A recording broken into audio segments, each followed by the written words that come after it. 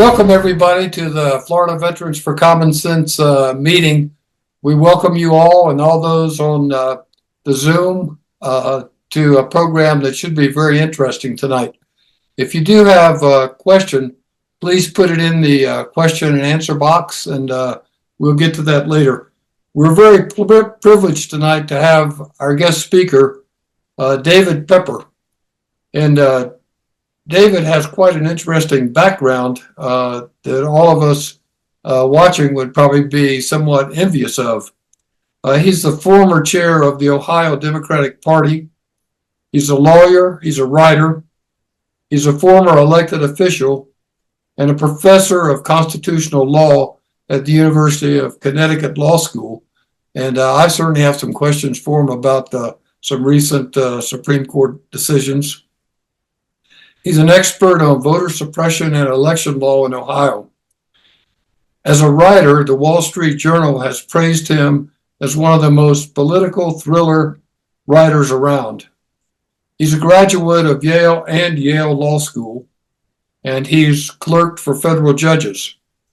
He has international expertise as well. He worked with the Center for Strategic and International Studies, and he's had interactions with some of the most interesting people probably in the world at one time or another. For instance, Henry Kissinger, Paul Bremer, and Vladimir Putin. And we particularly thank David for taking his time to do this meeting tonight, because we know his father's been in the hospital. And so I know that's been a little tough for him. And we also want to thank Jim Nathan with Floridians for Democracy, because without Jim's help, we would not have been able to snag such an impressive speaker. So with that being said, David, I'll turn it over to you and take it away. Thank you, Gene. Thank you both for having me. I appreciate everyone listening and welcoming me. And a couple things. Yeah, my dad actually I was in the hospital with him. He, as I mentioned in something I wrote that I think you saw, he himself is a veteran. He's dealing with a blockage of his bowels, so I won't get into all the details following a surgery. But the reason I wrote about him was because last week, and this was not a veterans hospital, this was Christ Hospital, Cincinnati, there was a knock on the door, volunteer from the hospital who was only knocking the door to thank him for his service. He had been in the Navy, and he was a Naval Officer Training Corps in college, full ride. And then he served on a destroyer following Soviet subs around the world back in the early 60s. And then he was outfitting PT boats in the Philadelphia shipyard that ultimately went to Vietnam back when no one at the time even knew what it would become. So it's just such an amazing moment that while we have like J.D. Vance ripping on Tim Walz and not respecting service, here a volunteer at a hospital 60 years after he left, thanking him for his. So that's why I appreciate your mentioning that. But it was he and I spent a couple days talking about all the things he did way back when. Well, thank you for having me. And by the way, one little thing, I don't want anyone to be scared about the fact that I interacted with Putin. Russia, believe it or not, in the early to mid 90s, when we actually, for a small window, were working with Russia. And I worked for a project that was trying to help St. Petersburg, Russia, undertake reforms. And it just so happened at the time, and I'm happy to take questions on this later, Putin was the vice mayor of St. Petersburg. And he was actually working for quite an impressive Western-minded mayor at the time. So I interacted with him in that way. I'm probably one of the only Americans who can say he met with Putin who wasn't doing something bad, okay? We were actually trying to do something good. And he really, just to mention it, he really stuck out. Because a lot of the Russians that I interacted with in St. Petersburg, which is sort of their most Western-minded city, were actually good people, and they wanted positive change. They were friendly. You would think of them as sort of they had sort of a more reform mindset to them. And then there was Putin, who was altogether different, super serious. You knew he was a former spy. At the time, my thought was, how'd this guy become vice mayor amid all these other impressive people? If you had told me then that he'd become the president and all the other people wouldn't, I would have been really worried, because even then he was very much like the guy you see now. But then it stuck out as sort of a bad thing and now he's obviously running the country. So that's why I did run into him. So don't I don't even think I was sort of hanging out with him like Trump did. One of the things I'm very I push a lot on, and you can see there's one book behind me. It's called Saving Democracy. That follows a book I wrote called Laboratories of Autocracy. One of my big emphases, and I just say this to you because you're all in Florida, is before I get to Project 2025 and the presidential stuff, so much of our democracy, and this is what Jim Nathan and I talked about, so much of our nation's democracy is being undermined because one side has ignored the state house and state policy level for decades. And so much of what shapes our country's democracy, voting rights, fair districts, state legislation, comes through state houses and not Congress. Congress, if we're really honest with each other, it does very little. There's not a lot that happens there except for kind of, bickering, and the first 2 years of most presidential, terms, maybe there's activity, but for the most part, it's divided. You have filibuster. It's the states where a lot of the damage is being done. It's where a lot of the extremism is happening. We are living that in Ohio. You're living that in Florida. And so one of my big focuses is I think that to get our democracy back on the right track, we got to focus a lot more on state level politics, because that's where we don't look. And that's where, in the end, so much of the damage being done and extremism that doesn't reflect these states, be they Republican-leaning states or Democratic-leaning states. And so one of the things that's happening in Florida that I'm excited about is, not so long ago, a whole lot of districts for the state houses in many of these states are simply uncontested. People just kind of come back to these offices every 2 years without even an election. There's no accountability. And one of the things that's exciting about Florida this year, and I think more than Ohio, I think Florida may, in the coming months, really become a center of the national politics at multiple levels. And one reason is, for the first time in years, you have a contested election in every single state house district in the state, every single congressional district in the state, and you obviously have a referendum that's getting a lot of attention. So I think Florida, I know it's been for Democrats at least, and I know you're nonpartisan, you probably have a mix, but it's been kind of going one direction. The fact that you have a contested race in every district, I think, is actually just a very healthy thing for democracy and brings accountability back to the state houses.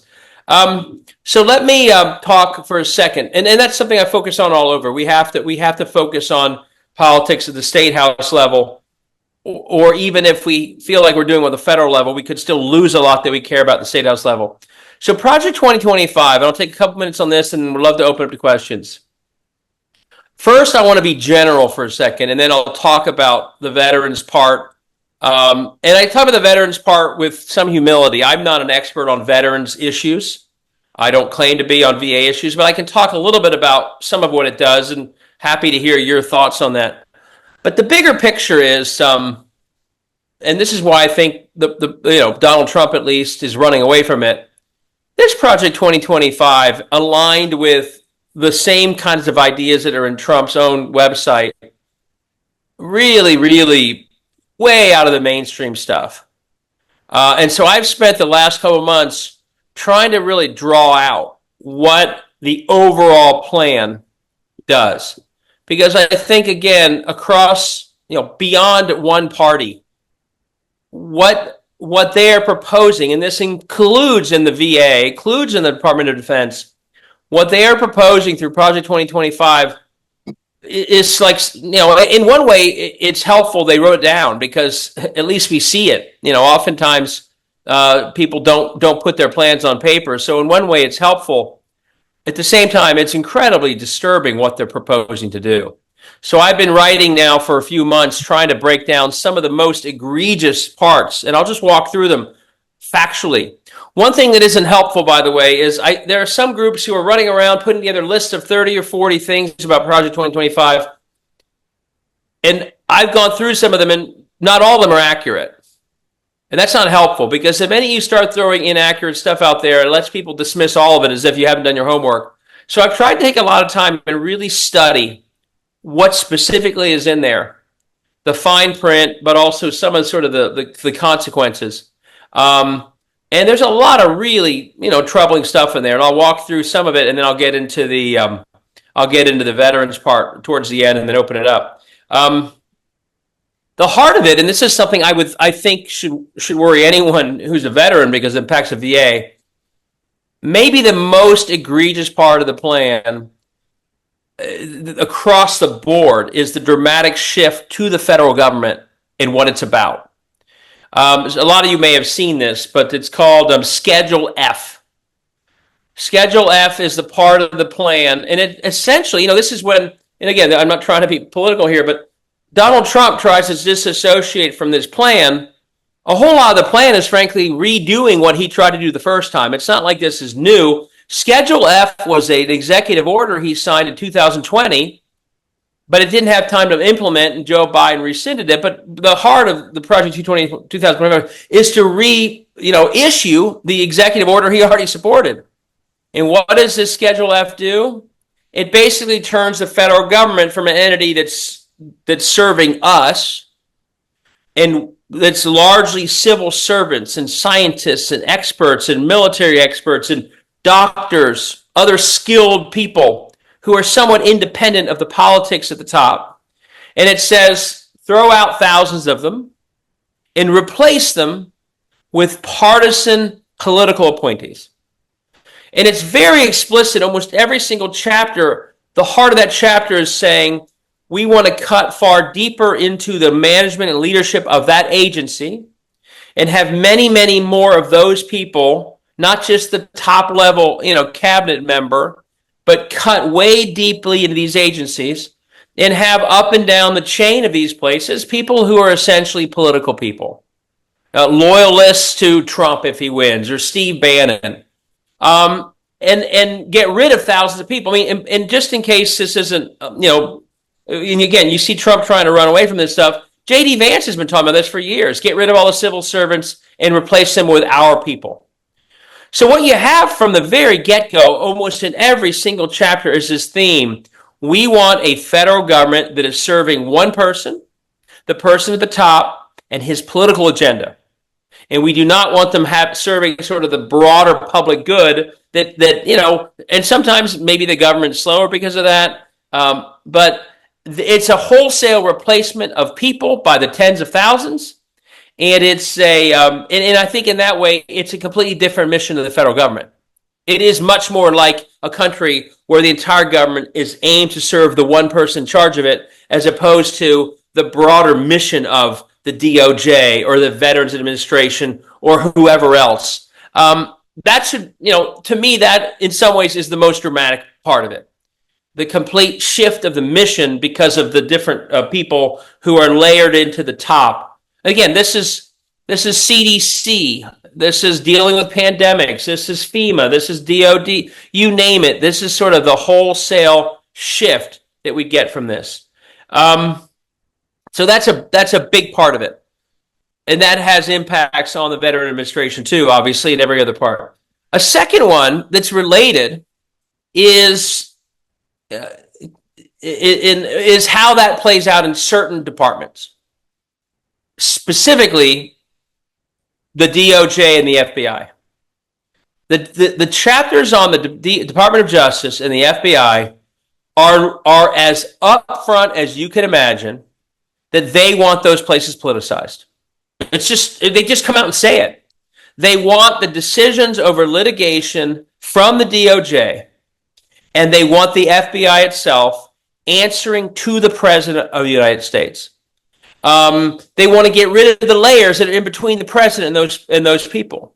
So when you hear Trump talk about, now it sounds, to those of us who know how it works, when Trump says, hey, I want my revenge, it doesn't sound good, but we in our mind think, well, we're protected against that because in the end, whoever the Attorney General is decides what to investigate, decides what to prosecute. And so when Trump talks that way, we don't think it's serious.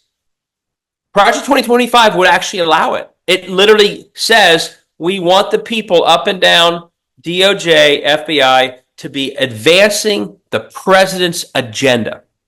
So it's part of the overall shift to politicize things.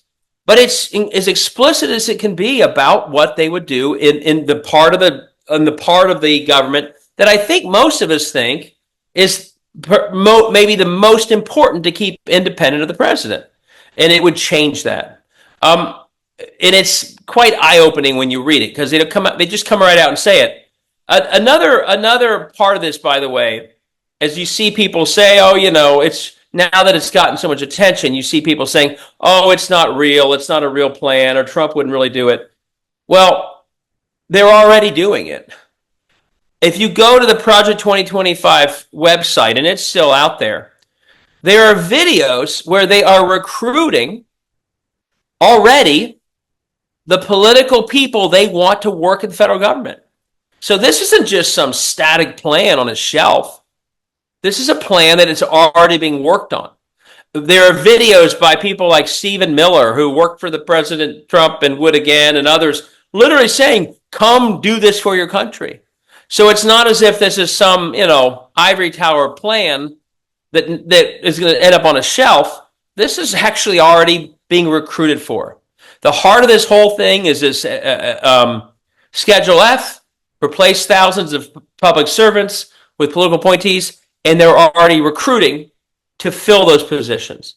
So my hope is sort of a wake-up call that they're not kidding around. I mean, this is absolutely serious when you see them already working on that.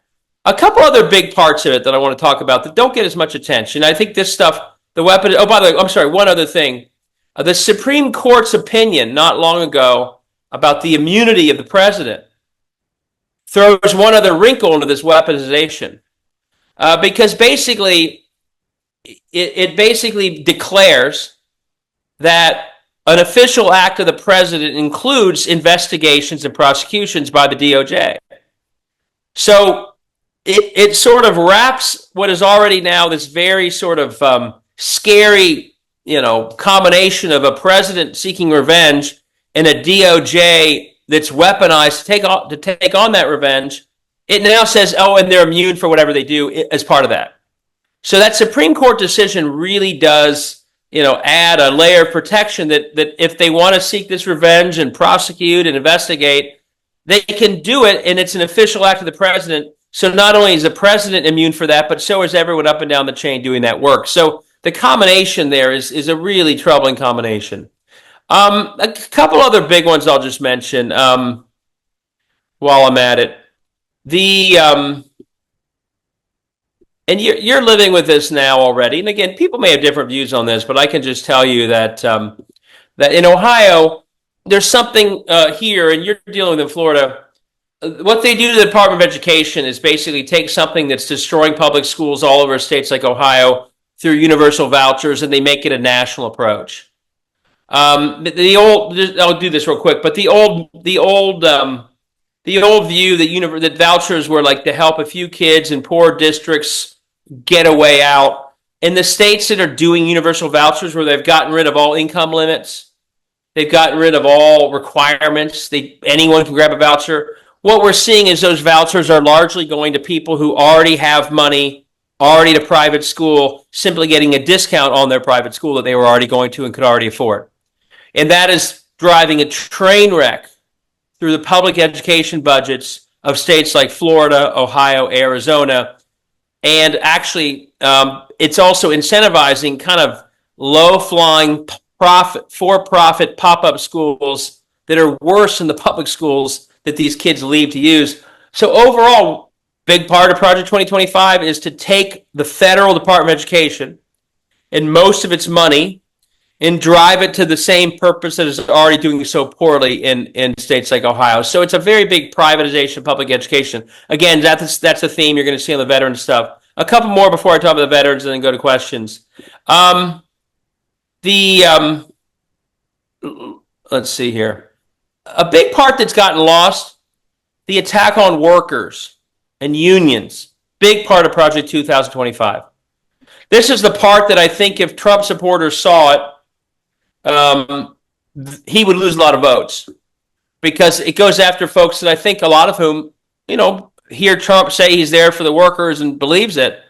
But this plan goes after, it basically questions whether public employee unions should even exist.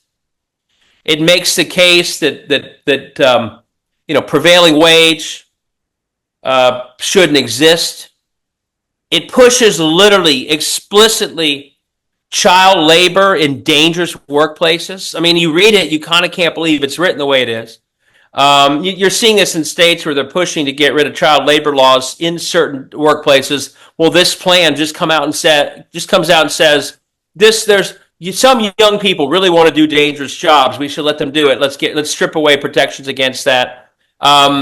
Lots around independent contractor law that would allow more use of independent contractors. There's overtime. There's a lot in there that I think not all that partisan in a way. If everyday workers of either party saw this, I think for the most part it'd be deeply unpopular. So the attack on workers is quite brutal in here and has a lot of attention. I won't go through too much more. I want to get to the veteran stuff, but each chapter really is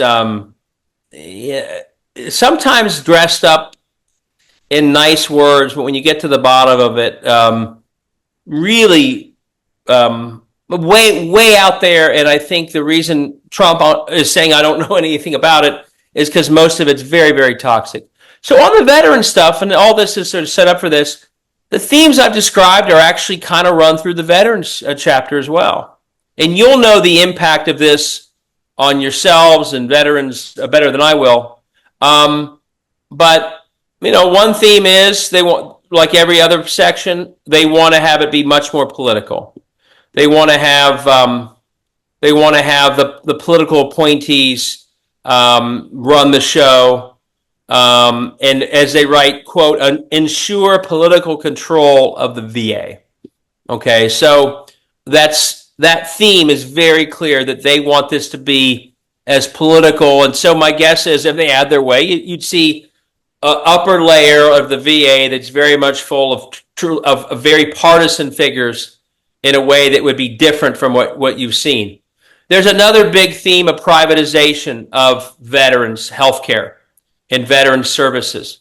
Privatization of literally screening processes for benefits, privatization, and you'll know this term better than I will, more pushing towards community care. Again, you'll know better than I will if that's a good thing or a bad thing, but it's a big push, more privatization. Like the workers part, the plan kind of complains about they call the historic increases in spending due to the Agent Orange Act and the PACT Act and the burn pits legislation. They are expressing skepticism. They don't come right out and say what they're going to do, but if I were someone benefiting or wanting to benefit from those laws, what they say would worry me, that they find this to be too expensive. It's led to increases. And they want to have a process to sort of review that. And it's clear when you read between the lines to sort of cut into, have quicker processes to examine those. And clearly, between the lines seems to be a suggestion to reduce them. They also have a part of the plan that talks about, let's see. They say that many of the health conditions that VA services, that veterans are getting support for, are tenuously related or wholly unrelated to military service. And I read an article where it wrote that what this would mean is that the direct injury, let's say, or the direct condition from the service would still be covered, but things that came out of that condition later would potentially not being covered. Again, it's between the lines, but they're clearly looking for, quote, cost savings out of those two big pieces of legislation, out of benefits being given out that they clearly think are too generous, and out of what they think is an overly generous granting of claims for what they consider conditions that are tenuously related to military service. And that would worry me very much so if I saw that language and I had and I had a disability that might get caught up in that. They get, they get into, a lot of this Project 2025 is, and I think this is, something they've just used as a crutch the last couple of years. They get into all sorts of, in every part of Project 2025, they just can't get over social equity and inclusion. And they make a claim that the VA has also been run obsessed with social equity and inclusion, and they want to get rid of that. So that's another theme, like the rest of Project 2025, that somehow, I don't know the impact of that and what they do. You would know it better than me, but they make the allege that the VA has been really obsessed with that, like every other part of the government, and therefore you have to get rid of it. And like I said, they also recommend speeding up the Department of Veterans Affairs review process for disability ratings and considering limits on what claims will make future recipients eligible for disability benefits. So it kind of rings a lot like the rest of the plan. More politicization, more privatization, like I mentioned with the schools, a focus on benefits to clearly reduce costs, and this sense that they think it's gotten sort of woke in a way that they have to crack down on. One other thing I'd say about the broader theme here. I mean, it's not directly in the plan, but there's clearly would be a politicization of the broader DoD as well. One other point I read as I did a little research for this. Veterans make up, I think the number is 30% of the federal workforce. 300,000 federal workers are veterans. And so when you see the messing with the overall federal workforce, including the DOJ and the FBI, where veterans are also, I think, disproportionately represented, I think the attack on that federal workforce and the replacement of that federal workforce with political hacks isn't directly aimed at veterans who are disproportionately in that federal workforce. I think that's an important thing to remember. The politicization of the DOD, I think, also is relevant. And the last thing I'd say, and this is not directly related to veterans, but I think we should be very concerned about Trump's repeated reflex of wanting to invoke the Insurrection Act, which puts the military in the position of policing American cities and American protests. I think that is a very dangerous thing that clearly he talks about it regularly. He wanted to do it the first time as president.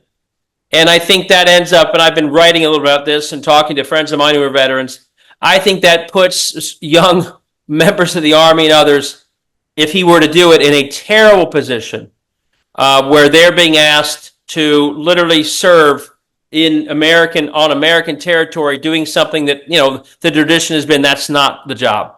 The other one is, I think he's looking, he's got this mass deportation plan. He talks about using the military and the reserve to be part of mass deportation. So the other thing, and this gets back to the politicization, I really worry about this other theme that he views the military as this body that can do what he wants to do of his other, whether it's deportation, immigration, whether it's the cracking down on protests he doesn't like.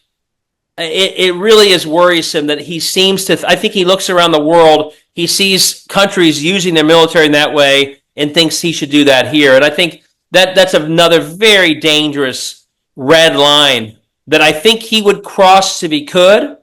He wanted to. I mean, we've heard from, I think it was, who was the Secretary of Defense, the couple of the men who said that literally the president asked why he couldn't shoot people in the legs for protesting. And he wanted the Insurrection Act. So I think that's another dangerous theme that he's pushing. A little bit of that's in Project 2025, but most of it is what's coming right out of Trump's mouth. So I'll stop with that. That's a little bit of overview of the overall project, some of the veteran stuff. I hope not too depressing for you. Would love to take any questions you have or any observations you have about what I've described. I hope that's helpful.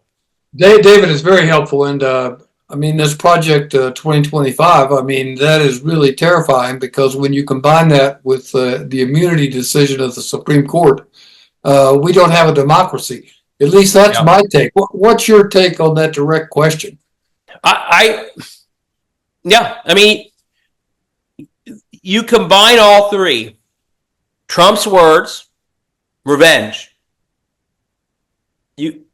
a plan that says no more checks and balances between the president and the prosecutorial and investigatory powers of the federal government. Project 2025 gets rid of that.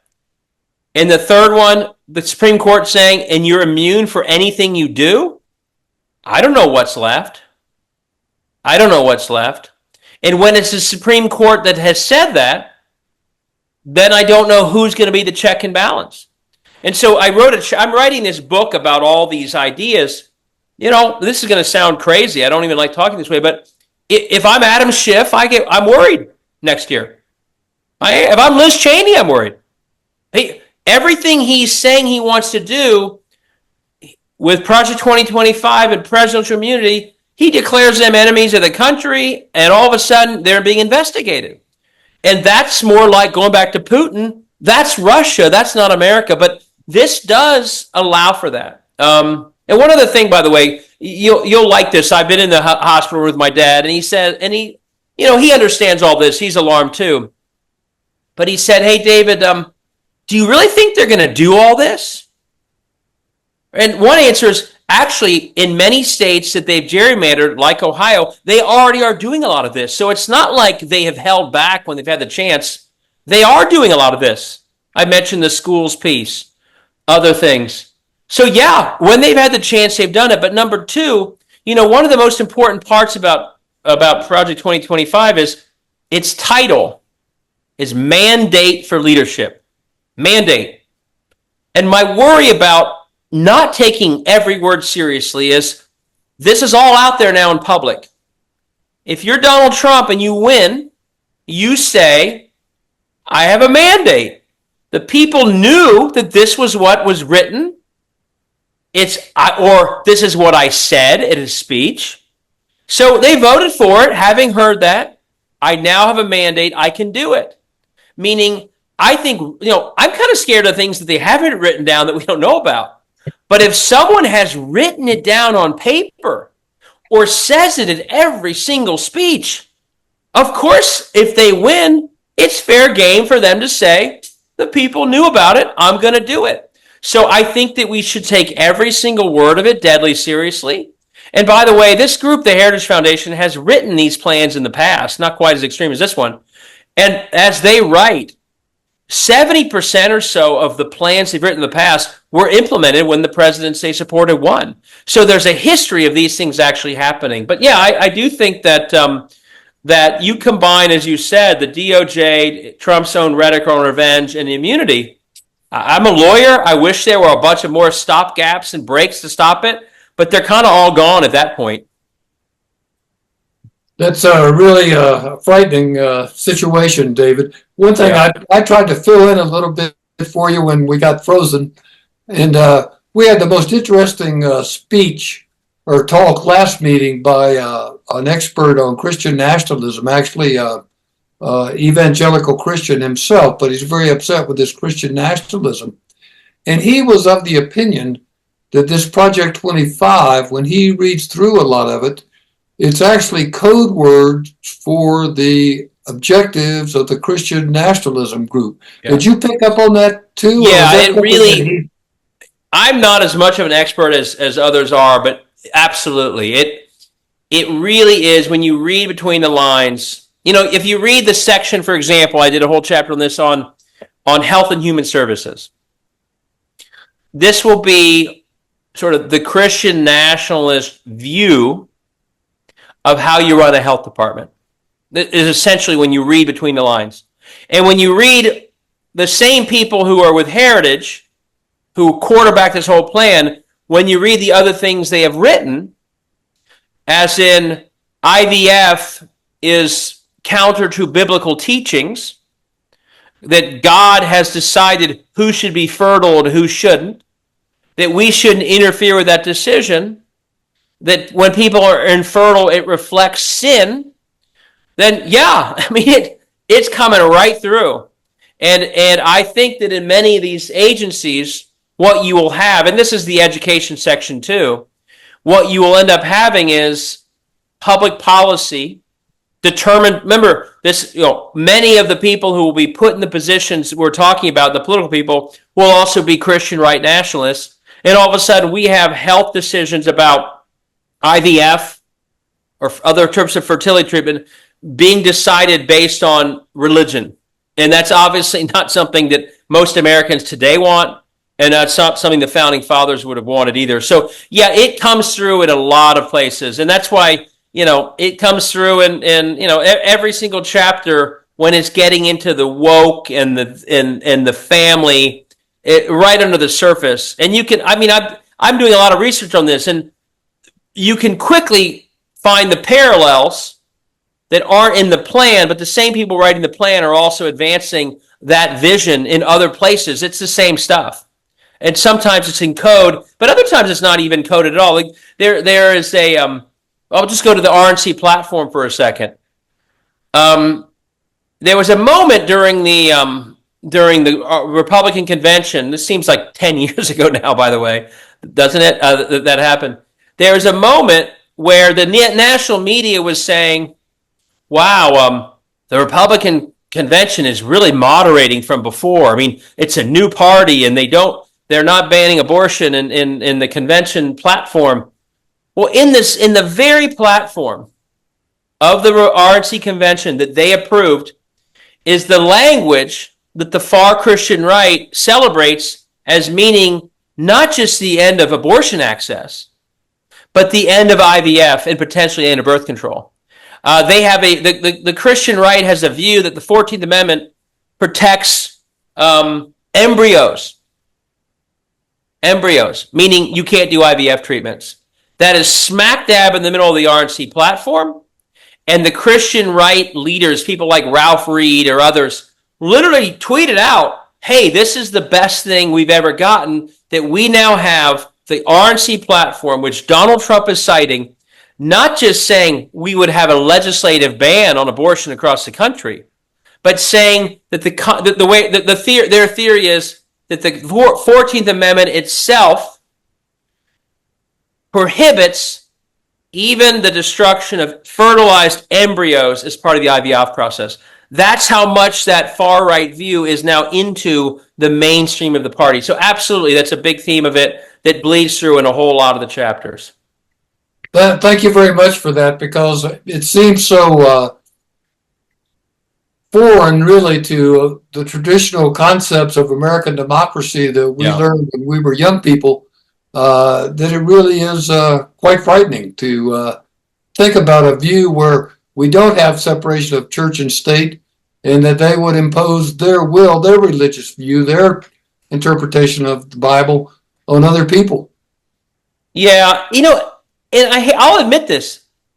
I almost, when I hear myself talking, I almost worry that I sound like this is a conspiracy theory that I'm saying, because it sounds so, like you just said, it's so foreign.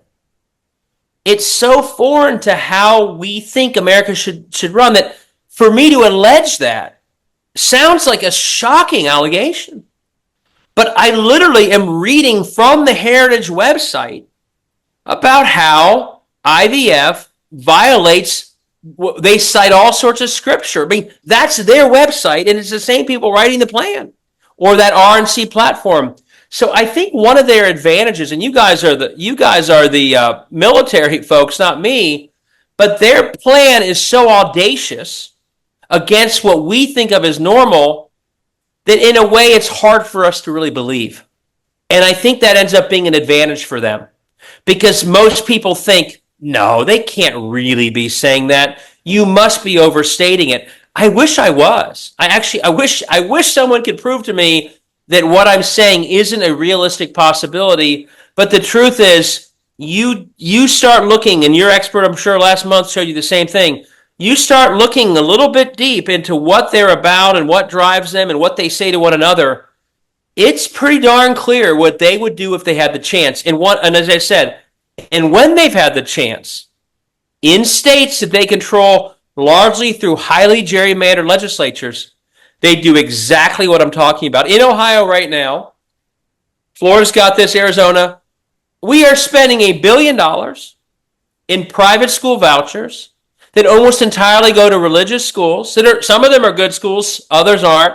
But we have public money paying for private religious education, and we have no transparency whatsoever on what those schools are doing with the money. None whatsoever. So when they have the chance in states, they're going for broke and destroying that old, wall between church and state. So yeah, if they have a chance to do it at the federal level, they're going to do the same thing they're doing at the state level all over the place. So, David, there's so many shocking things in this Project 2025 and Republican platform.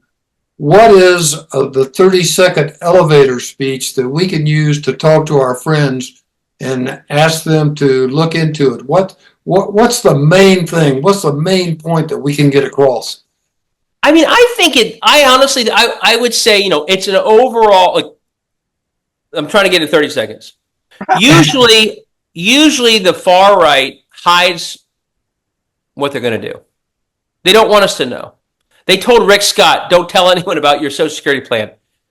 In a way, Project 2025 does us a big favor because they've actually written down this very extreme and toxic plan that would overturn almost everything we think about when we think about American democracy. That's sort of the high point. But then I would actually pick, like I try to do, I pick 3 or 4 areas. The weaponization of the DOJ, like you talked about, what that does. In different parts of the country, I picked what they're doing to unions. Because in a state like Ohio, you don't win attacking unions. And so I picked that. So I would have the overarching, it's this far-right plan that undermines our basic principles. I'd mention, obviously, that Schedule F, where they're replacing thousands of civil servants, including veterans in very important positions, with political hacks that'll look like Steve Bannon. And then, to the extent you're talking to veterans, I'd get into. You should dig in further than I shared, but I would dig into it when they start trying to reverse benefits on burn pits and Agent Orange. I would think you would know better than me that they're literally just going to be sending off alarm bells to the veteran community across party lines. So I would take the overarching thing, and then I would pick 3 or 4 of the ones that are most relevant and highlight those. And the weaponization of the DOJ and revenge and the replacement of civil servants with political hacks, I think, would be something I would highlight with every single group. Well, David, with this Project 2025 and Trump's 47, when you work with young people, when you're teaching your classes, what's the response of young people? This is a question that came in, and how are they responding to that? Do they have an understanding, like us old guys, that there was a separation of church and state, and there was not presidential immunity, no matter what law they break? You know what scares me is, so I'll tell you a quick story on this. It won't take very long. About 10 years ago, like you all would have, I was standing in front of a group of 19-year-old college interns. This is when I chaired the Ohio Democratic Party. And this was right before Trump won. And I said to this group, hey, everyone, the reason the adults older than them, I meant, like people my age, I was in my mid-40s at the time, are so concerned about what's happening with, this was when Trump was talking about the Muslim ban and all sorts of other things, and just his bizarre first campaign. I said it's because what he's doing and how he's talking is so not normal for American politics. And when I said that, I thought, okay, this is a really strong point I'm making. And a young woman, 19 years old, African-American woman, raised her hand and she said, Mr. Pepper, for us, what he's doing is completely normal. It's all we've ever seen. She said, when I was 11, they were saying my president wasn't from America because he happened to be African-American. All these young people have known, you guys look like you're at least my age. When we were young, there were only 3 television shows on a Sunday morning that dealt with politics. Tim Russert and ABC with George and Cokie and the CBS show, and you watched that for an hour. You felt kind of good about things. People seemed reasonable. You went on with your week. You got back to it on a Sunday. Now look at us. We got Twitter. We got cable news. We got hosts we don't even remember who they are, let alone the politicians. We got the young people's view of politics is so different. And for most of the people in their 20s or lower, it's been screwed up since they've been paying attention. So my worry, Gene, is that the answer is a lot of this stuff that we take for granted is what it used to be like when it was better, they've never seen. And I think we got a lot of hard work to do to get that back before it's too late.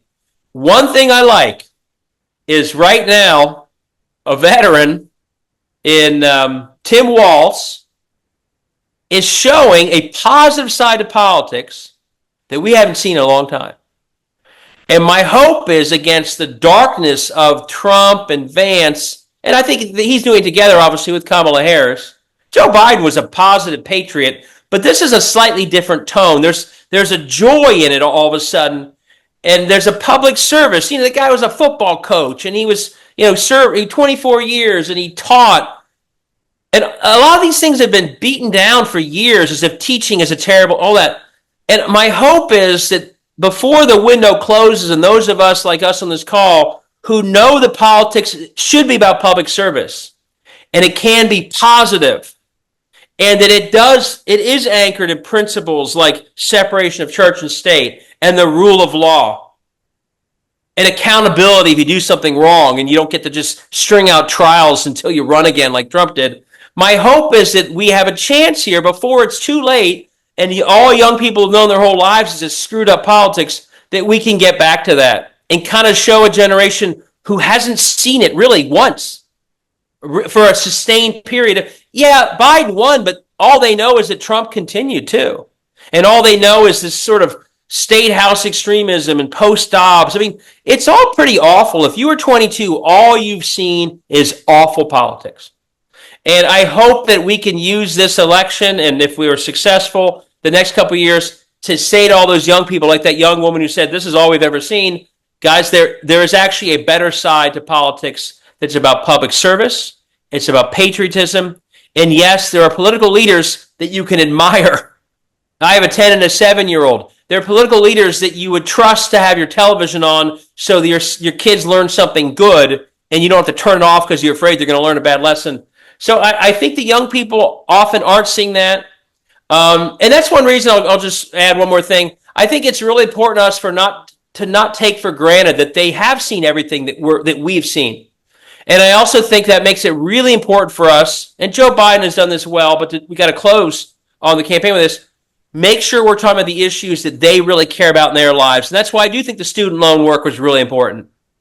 I think Dobbs is really important. They need to see that politics can serve their interests in a good way, can reflect them in a good way, so they believe it's worth participating in and don't run for the hills where they ever hear about politics because it looks so ugly all that time. I know there's a long answer, but I think a really important question we all have to think about.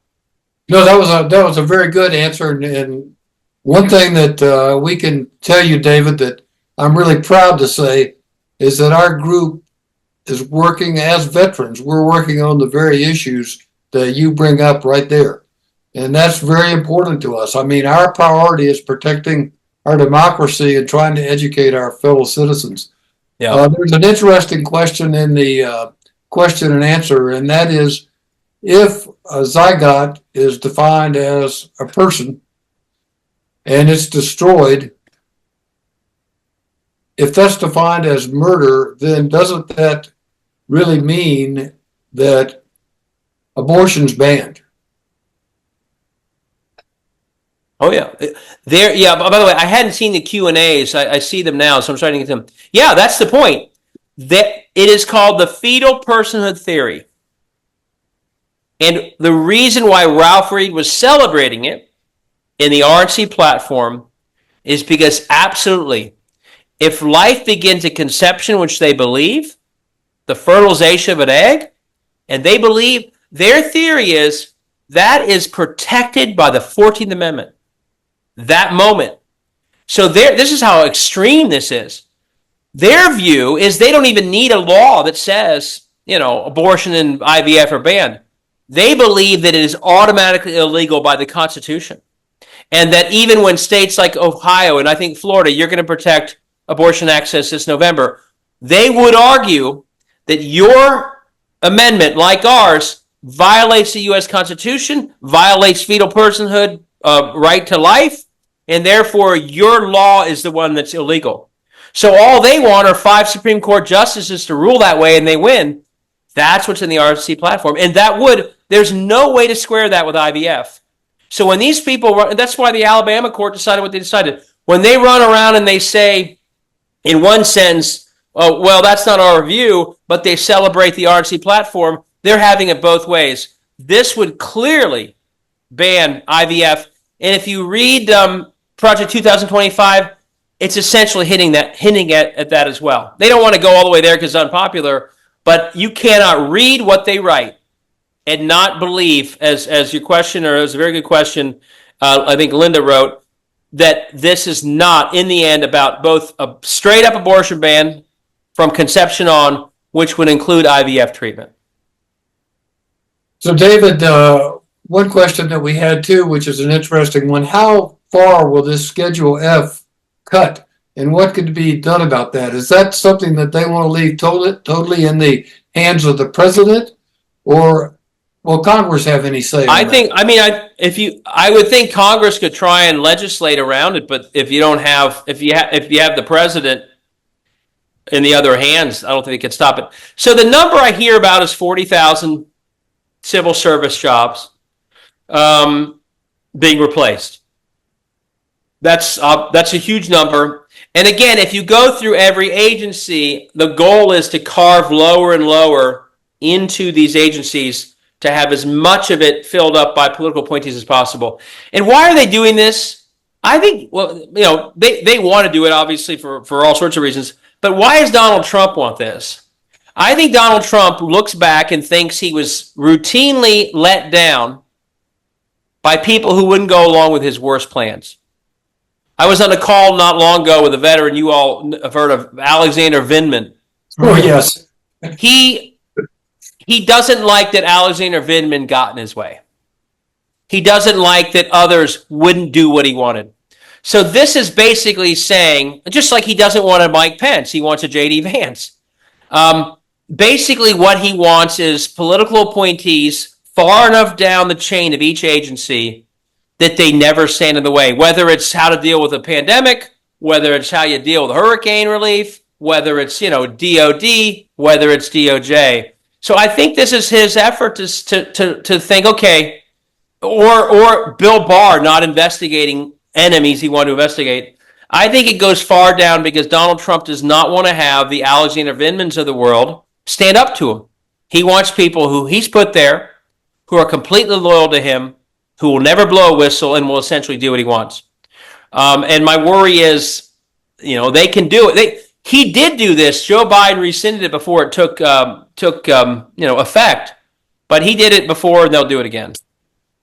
And like I said, they're already recruiting to fill the positions. David, you'll be happy to know that our group, we view ourselves in the legacy of who we call the founder, and that's Thomas Paine. And every year we have an annual Thomas Paine Award.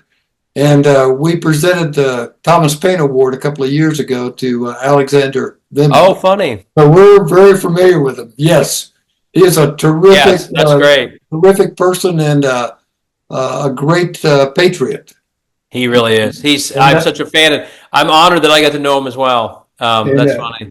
He really understands the obligation of a military person.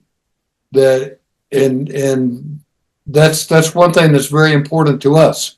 There's such things as legal and illegal orders, and he understood what was going on. And the point that you made so important. He had the courage to stand up because it basically wrecked his career. I think in the end, we've heard Trump say so often, terrible things about veterans and military leaders, and I think it's because he doesn't. In the end, he wants personal loyalty. And so, his chief of staff, Kelly, I'm forgetting. I shouldn't forget his name. His chief of staff. My memory is not as good as it should be. I think it is Kelly. I think. Yeah, Kelly. Kelly, And yeah. who was Mad? What's his name? Mattis. Yeah, Mattis. Madison. Yeah. He hates all the people who won't go along with him because they have that same fealty to country. That's right. So I the think- Constitution. Yeah, I think in a way, what's it? It's terrible. I keep forgetting these names. The Joint Chiefs of Staff, who he's always yelling about now. Millie. Yeah. He can't stand. I mean, in some ways, the rectitude of the officer is so different from the personal kind of corrupt loyalty he wants that he seems to be mad more at them than just about anybody. Because that ethic that Vindman showed is so different from what he thinks he should get and what would get him ahead. So no, I think that whole culture offends him because he thinks it should be about him. So, David, we're coming up to the top of the hour, and there's one question I want to make sure you address here. Okay. It says, what happens with our Constitution with Project 2025? And in particular, I'm going to add, are they going to call for a constitutional convention to rewrite the Constitution? You know, the real worry with that question is, in a different moment, I would say, well, we have a Supreme Court, and that Supreme Court will uphold the Constitution against efforts to undermine it by a president. And it pains me to say this as a lawyer. I don't have that confidence anymore. The immunity decision was just horrific. By the way, the disqualification decision was horrific. If you read what the disqualification clause says, no textualist could have reached the conclusion that they reached. It's clear as a day what the language says. Now, it may have been difficult to think about how you would do it, but the conclusion of that was very clear. So my worry is right now, and this is why I'm open to court reform. I worry that we are stuck with the Supreme Court, that the answer in the past would have been, well, I'm confident that the Supreme Court of the United States, if the president crosses the line, would stand up and do the right thing. I wish I could say that now, but it's kind of naive to just sit around and sort of a patriotic rule of law way say that. Because in the last couple of years, some of these rulings are so out there. So I hate to say it, it's on the people. It is on the people to save this Constitution. I hope the court does a job if Trump were to win middle of next year, but am I counting on it or holding my breath, or do I want to rely on that? No. We need to determine it ourselves before we ever get to that fallback plan. Because if we're expecting the court to do it for us, there have been moments in the last year where I thought there's no way they're going to do X or Y, and they just keep doing it, including ruling on cases that they have no business ruling on because they have egregious conflicts of interest. That as a lawyer, you do the same thing in the military. I can tell you that some of these conflicts completely violate the rules of being an ethical lawyer, and they just sit around and violate them. So it's going to be on us to save the Constitution. And that's why the most important thing in the next 90 days is for everyone to see this, to see the threat, to see how it impacts their life. I don't think we can argue at a 30,000-foot level. We got to make it about people's real lives and then save the day and not relying on a court that lately has proven pretty unreliable on these issues. David, very good point, and it is the top of the hour, so you've worked really hard here, and we really appreciate it. It's been very educational for us, and what we have concluded is that MAGA has really taken over the Republican Party, and MAGA is not a traditional political party. It is not patriotic. In fact, it wants to replace our Constitution from the very things that we've learned tonight. So we're gonna work really hard as we can, keep our heads down, and keep doing some of the things that we're doing to try to get our fellow citizens to vote and educate them. So we thank you so much for this help. And we also want to extend the best wishes to your dad and certainly thank him for his service. I'd love to have the opportunity to chat with him. And so, David, thank you very much. Thank and you with all. that, we'll call an end to the meeting. Thank you. Thank you for your Thank service. you, Thanks for Randy, having for me. your Take hard care, work. everybody. Bye-bye. Thank Bye, you. everybody. Bye-bye.